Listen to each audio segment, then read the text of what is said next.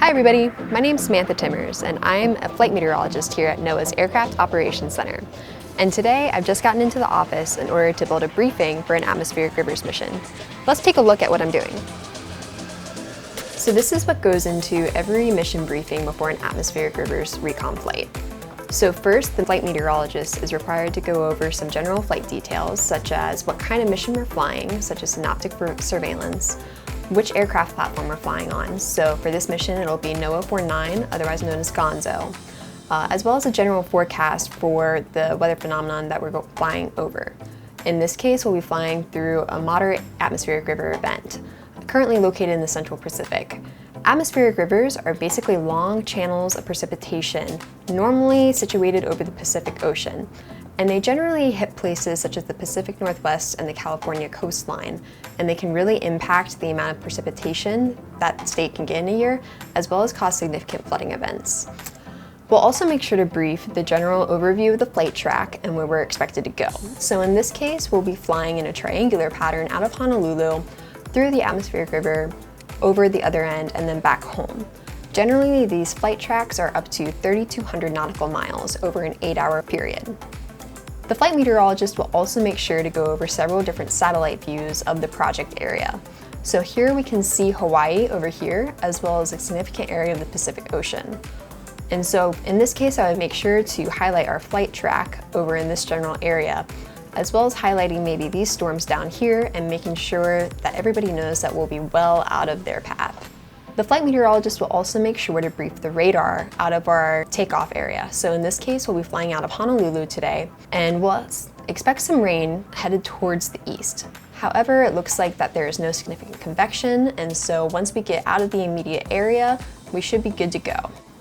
I would also make sure to brief the flight level winds. And so in this case, since we'll be flying on the G4, I would make sure to brief the flight level winds at 42,000 feet because it's good to know exactly where those winds are and how strong they are.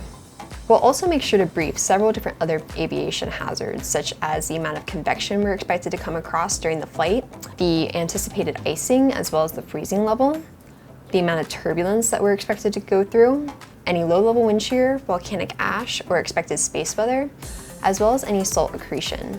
We'll also make sure to brief the weather at all of our airfields, such as the airfield that we'll be flying out of, which is Honolulu. This is called a TAF, a terminal aerodrome forecast, and there are short lines of code made by aviation forecasters, which tells pilots some necessary weather information within a short few lines. I would also make sure to brief the weather at different alternate locations, in case that our crew has to make an emergency landing.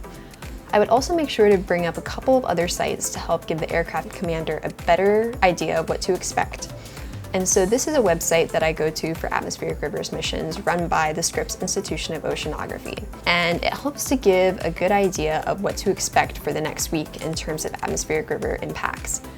I'll also make sure to brief space weather conditions because space weather can actually have a significant impact on aircraft communications. In this case, it looks like we're all green, and over the next 24 hours, no major events are anticipated to occur, which is really good news for us. I'll also make sure to pull up the Aviation Weather Center website and make sure that there's no current SIGMETs or AirMets within the area. It looks like there's a brief area of turbulence over here, so I'll make sure to get the details on that and make sure that we won't be flying within that area. And then finally, because we are operating out of Hawaii, I'll make sure to take a close look at any volcanic ash forecasts as well as any current eruptions ongoing. This website run by the University of Hawaii gives me a really good idea of any volcanic ash expected to occur and where that volcanic ash is expected to go based off current wind forecasts.